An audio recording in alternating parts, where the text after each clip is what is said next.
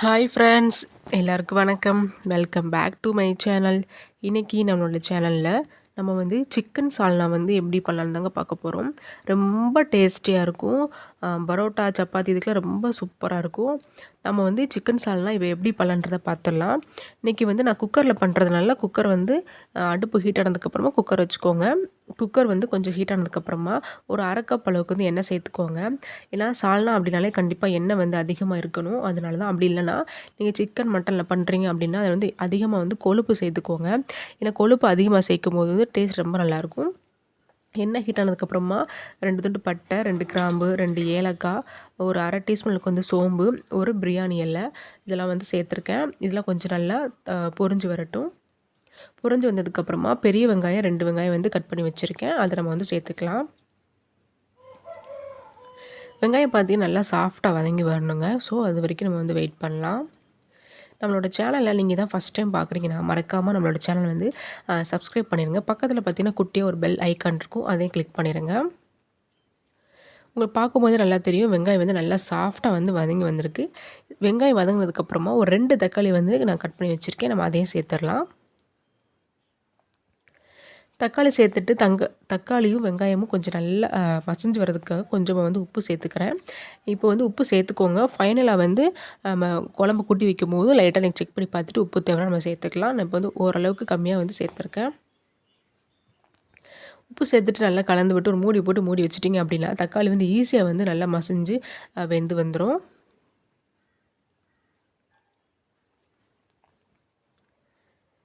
இப்போது தக்காளி வந்து ஓரளவுக்கு மசிஞ்சு வந்ததுக்கப்புறம் இது கூட வந்து ஒரு கை அளவுக்கு புதினா, ஒரு கை அளவுக்கு வந்து கொத்தமல்லி சேர்த்துக்கோங்க. சால்னா அப்படின்னா கண்டிப்பாக வந்து நீங்கள் புதினா தழை சேர்த்தாங்க ஆகணும். அப்போ தான் அந்த ஃப்ளேவர் வந்து ரொம்ப நல்லாயிருக்கும். புதினா, கொத்தமல்லி சேர்த்ததுக்கப்புறம் நல்லா கலந்து விட்டுக்கோங்க. இப்போ வந்து இது வந்து ஒரு பக்கம் வந்து வெந்துட்டுருக்கட்டும். அதுக்கடையில் பார்த்தீங்கன்னா நம்ம வந்து இந்த சால்னாக்கு தேவையான ஒரு பேஸ்ட் வந்து நம்ம ரெடி பண்ணணும். அந்த பேஸ்ட் வந்து ரெடி பண்ணிடலாம். அதுக்கு பார்த்திங்கன்னா ஒரு 2 துண்டு இஞ்சி எடுத்திருக்கேன். தேங்காய் பார்த்தீங்கன்னா ஒரு சில் எடுத்து நல்லா சின்ன சின்னதாக கட் பண்ணி சேர்த்துருக்கேன். ஒரு 10 பல்லு பூண்டு வந்து சேர்த்துக்கோங்க.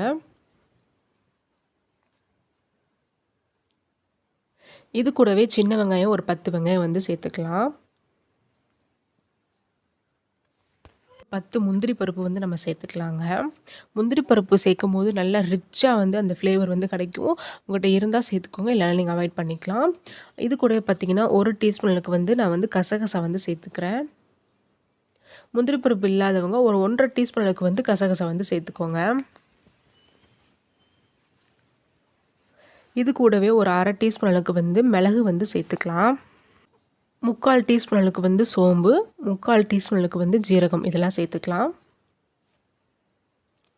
இது கூடவே பார்த்தீங்கன்னா 2 துண்டு ஏலக்காய், 2 கிராம்பு, ஒரு 2 பட்டை இதையும் சேர்த்துட்டு நல்லா தண்ணி ஊற்றி நல்லா மையாக வந்து அரைச்சி வந்து எடுத்துக்கோங்க.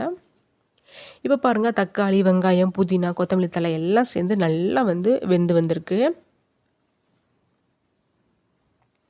இந்த டைமில் சிக்கனை வந்து ஆல்ரெடி நான் உப்பு அண்டு மஞ்சள் தூள் போட்டு நல்லா வாஷ் பண்ணி வச்சுருந்தேன். அதை வந்து சேர்த்துக்கலாம். இது வந்து சம்மர் டைம் அப்படின்றனால அதிகம் வந்து சிக்கன் சாப்பிடக்கூடாது. ஏன்னா ஆல்ரெடி வந்து ஹீட்டு, சிக்கனும் ஹீட்டு. ஸோ முடிஞ்ச அளவுக்கு ரொம்ப கம்மியாகவே சேர்த்துக்கோங்க. இப்போது நம்ம வந்து மசாலாலாம் வந்து சேர்த்துடலாங்க. இந்த சால்னாக்கு பார்த்திங்கன்னா நான் வந்து ஆச்சி சிக்கன் குழம்பு பவுடர் இருக்கு இல்லையா, அந்த பவுடர் வந்து ஒரு 2 டீஸ்பூனுக்கு வந்து சேர்த்துக்கிறேன். நீங்கள் வந்து சால்னாக்கு இந்த பவுடர் சேர்த்து பண்ணி பாருங்கள். சால்னா வந்து ரொம்ப சூப்பராக இருக்கும். நான் வந்து ஜஸ்ட்டு ஒரு 2 டீஸ்பூனுக்கு மட்டும் சேர்த்துக்கிறேங்க. இது கூடவே பார்த்திங்கன்னா வீட்டில் அரைச்ச குழம்பு மல்லி பவுடர் அது வந்து 1 டீஸ்பூனுக்கு வந்து சேர்த்துக்கிறேன். உங்கள்கிட்ட குழம்பு மல்லி பவுடர் இல்லைன்னா பரவாயில்லை, நம்ம தண்ணியாக அரைச்ச மல்லி பவுடர் இருக்கு இல்லையா, அந்த பவுடர் வந்து சேர்த்துக்கோங்க.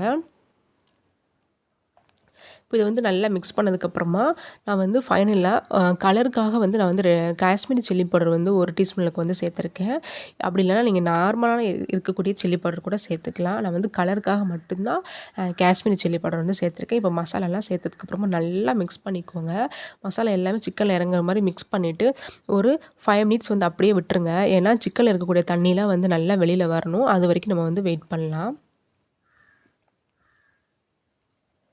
பாருங்கள் நல்லா கொதிச்சு சிக்கனில் இருக்கக்கூடிய தண்ணியெலாம் வந்து நல்லா வெளியில் வர ஆரம்பிச்சிருச்சு. இந்த டைமில் நம்ம வந்து தேங்காய் இதெல்லாம் போட்டு அரைச்சி வச்ச அந்த பேஸ்ட் இருக்கு இல்லையா, அதை வந்து சேர்த்துக்கலாம். உங்களுக்கு சால்னா வந்து ரொம்ப திக்காக வேணும் அப்படின்னா கொஞ்சம் தண்ணி வந்து கம்மியாக சேர்த்துக்கோங்க. கொஞ்சம் தண்ணியாக இருந்தால் தான் பிடிக்கும் அப்படின்னா நல்லா அதிகமாகவே வந்து தண்ணி சேர்த்துக்கோங்க. இப்போ இந்த மசாலாலாம் சேர்த்ததுக்கப்புறமா நல்லா வந்து நான் கலந்து விட்டுக்கிறேங்க ஃபஸ்ட்டு. மசாலா கூட சேர்ந்து தேங்காய் பேஸ்ட் எல்லாத்தையும் நல்லா மிக்ஸ் பண்ணியாச்சு. இந்த டைமில் நமக்கு சால்னாக்கு எவ்வளோ தண்ணி வேணுமோ அவ்வளோ தண்ணி சேர்த்துட்டு உப்பு காரம்லாம் உங்களுக்கு ஓகேவான்னு செக் பண்ணிவிட்டு நீங்கள் வந்து ஒரு மூடி போட்டு மூடி வச்சிடலாம்.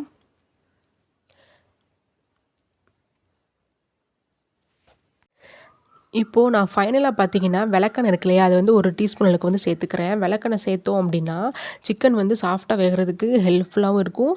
ஈஸியாக வந்து நமக்கு டைஜஸ்ட் ஆகிறதுக்கும் ரொம்பவே ஹெல்ப்ஃபுல்லாக இருக்கும். அதனால் விளக்கெண்ணெய் ஜஸ்ட்டு ஒரே 1 ஸ்பூன் மட்டும் சேர்த்துட்டு மூடி போட்டு மூடி வச்சிடுறேன்.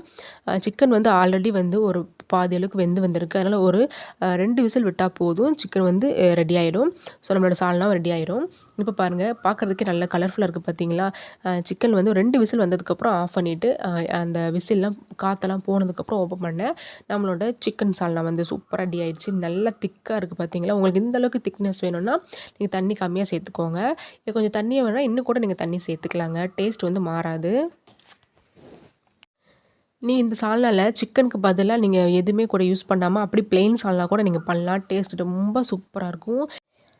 நீங்களும் உங்கள் வீட்டில் இந்த சிக்கன் சால்னா ட்ரை பண்ணி பார்த்துட்டு டேஸ்ட் எப்படி இருந்ததுன்றதை சொல்லுங்கள்.